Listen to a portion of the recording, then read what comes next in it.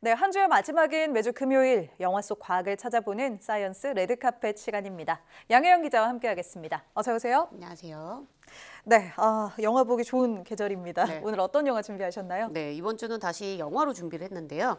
고스트버스터즈의 이 네 번째 시리즈인 고스트버스터즈 오싹한 뉴욕 이 영화를 준비했습니다. 고스트버스터즈 사실 되게 익숙한 제목이잖아요. 그렇죠. 저는 뭐 80년대에 보지는 못했지만 이게 그러면은 어느새 네 번째 시리즈입니다. 정말 오랜만에 돌아온 고스트버스터즈네요. 어떤 내용인지 소개해 주시죠. 네, 우선 이 영화의 주인공을 먼저 살펴보면 지난 2021년 32년 만에 속편 개봉으로 아주 화제를 모았던 고스트버스터즈 라이즈에 등장했던 이 스펜클러 가족과 그루버슨이 이제 등장을 합니다. 네. 이들은 이전 전편 영화에서 처음 고스트버스터즈로 활동하게 되는 게 시작이 되고 이번에는 뉴욕으로 이사를 와서 본격적인 고스트버스터즈 활동을 이어가는 장면으로 시작이 되는데요.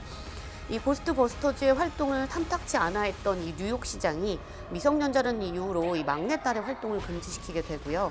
여기에 그동안 잡아서 유령들을 보관을 해놨던 이 격리 유닛이 얼어붙는 등의 이상한 일이 발생하고 또 모든 것을 얼려버리는 고대 악령까지 깨어나게 되면서 뉴욕시가 위기에 처하게 됩니다.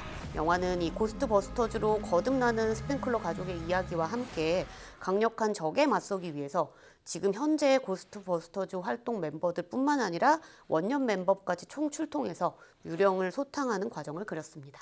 네, 반가운 얼굴들도 제법 보일 것 같습니다. 그런데 지난번에 소개해 주신 그 쿵푸 팬더도 그렇고 또 고스트버스터즈도 그렇고 많은 분들 기대하는 그 범죄도시까지 모두 다 네 번째 시리즈가 네. 극장에 돌아오고 있는데요. 맞아요. 이 시리즈 영화들이 어느 정도 흥행을 담보할 수 있기도 하지만 사실 예전에 비해서 재미가 떨어지면 오히려 좀 발목을 잡기도 하는데 이거 어떠셨나요? 네, 아마 80년대에 이 고스트버스터즈 시리즈를 봤던 관객이라면 당연히 추억도 회상할 수 있고 재밌게 보실 수 있습니다. 하지만 처음 보는 관객에게는 사실 그렇게 매력적으로 영화가 보여지지는 않았거든요. 우선 이야기 안에, 그러니까 영화 안에 하려는 이야기를 너무 많이 넣다 보니까 이야기 구조가 좀 단순하게 그냥 나열되는 식으로 좀 전개가 됐고요. 또 지금의 고스트버스터즈부터 원년 멤버인 이제 고스트버스터즈까지 모두 다 등장을 하다 보니까 영화의 주인공이 누구인지 어디에 집중을 해야 되는지 좀 어려웠습니다.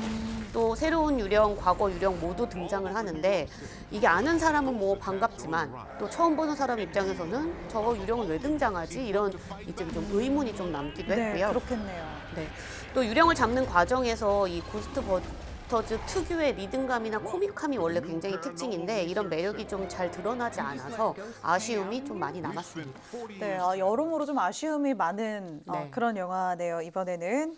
그래도 이 고스트버스터즈 시리즈는 이제 유령을 과학기술로 잡는다는 설정과 함께하는 영화인데요. 네. 사실 유령을 과학기술로 잡는다는 게 앞뒤가 좀 안 맞는 것 같기도 하고 저희가 여기서 유령 얘기를 하기에는 조금 힘들겠죠. 그렇죠. 네. 사실 이게 과학적인 사실하고는 거리가 좀 네, 멀기는 네. 하잖아요. 그런데 이제 과학계 안에서도 유령과 비슷하게 흔적도 없고 우리 몸을 통과하는 것은 물론 기존에 우리가 알고 있는 검출기를 통과하는 유령 입자가 존재합니다. 네. 그래서 이 유령 입자를 찾기 위해서 과학자들이 마치 고스트버스터즈처럼 이 다양한 실험을 통해서 안 보이는 유령 입자를 찾아내고 관측하는 여러 가지 시도를 하고 있습니다. 네, 안 보이는 유령 입자라고 하니까 너무 신기한데요. 어떤 걸 말하는 건가요? 네, 우선 이 우주를 이루는 수많은 기본 입자 중에 중성미자라는 게 있습니다. 이 중성미자는 고에너지 입자인 우주선이 원자랑 충돌할 때 만들어지는 건데요.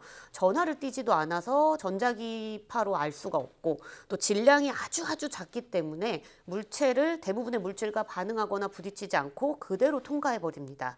지금 우리가 녹화를 하고 방송을 하고 네. 있는 이 순간에도 우주에서 이 중성미자가 쏟아져서 들어오는데 손톱만한 크기 면적에 1초에 700억 개 정도가 통과하는데 우리는 네. 뭐 전혀 느끼지 못하고 그렇죠. 살고 있잖아요. 네. 그래서 존재한다는 거는 알지만 관측하는 게 쉽지 않다. 그래서 이 중성미자를 유령입자라는 별명으로 붙여서 불렀습니다. 네, 그러니까 이 유령 입자, 중성미자를 검출하기 위해서 과학자들이 노력하고 있다고 하셨는데 사실 존재하는지도 믿기가 힘든 이 반응하지도 않고 그대로 통과하는 유령 입자, 이거 어떻게 검출하는 건가요? 네, 그래서 이게 이제 과학자들이 굉장히 이제 미스테리로 남아 있었던 부분인데 1946년 미국의 물리학자인 프레데릭 라이너스가 이 중성미자만이 남기는 흔적을 발견을 했습니다. 네. 네. 네, 이 라이너스가 제안했던 방법을 살펴보면 중성미자는 양성자와 반응을 하면 중성자랑 양전자를 만든다는 점을 이용을 해서 간접적으로 검출할 수 있는 방법을 고안을 해낸 건데요. 양전자는 원래 전자랑 만나면 빛의 알갱이라고 부르는 광자라는 거를 만들어내거든요.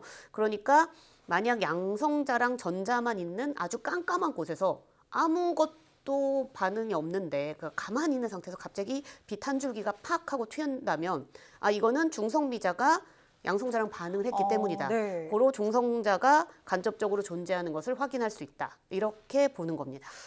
정말 이 유령 입자라는 별명이 딱 맞네요. 흔적을 남기는데 그렇다면 고스트버스터즈 영화처럼 과학자들도 이 유령 입자 실제로 잡아내는데 성공했는지 궁금합니다. 네, 그렇습니다. 잡아내는데 성공을 했는데요.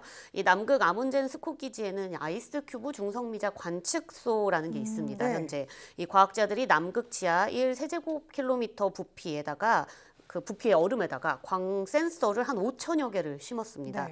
그리고 중성미자가 한 100만 개 중에 하나꼴로 아주 드물게 얼음 속에 있는 물 분자 내에 수소나 산소, 원자, 핵이나 전자랑 부딪혔을 때 빛을 아주 가끔씩 내는데 그 흔적을 찾아내는 실험을 해온 건데요. 아이스 큐브는 그동안 이 지구에서 37억 광년 떨어진 이 블랙홀에서 온 중성 미자를 찾은 바 있고요. 또 4,700만 광년 떨어져 있는 고래자리 A 은하에서 날아온 중성 미자도 발견한 바 있습니다.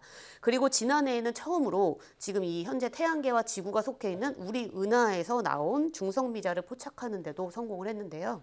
이 중성 미자를 이용해서 처음으로 우리 은하를 촬영하는 것까지도 성공을 했습니다. 네. 연구진은 이번 연구 결과의 의미에 대해서 빛이나 전파, X선, 감마선, 또 중력파 등의 에서 이제 우리가 은하를 촬영하는 거는 여러 번 해봤지만 이번에는 이제 중성미자로도 우주를 관측하고 연구할 수 있는 것을 이번 연구로 확인을 한 것이고, 그래서 이제 중성미자 천문학이라는 새로운 이 어떤 연구 단계가 펼쳐질 네. 것으로 보인다, 이렇게 설명을 했습니다.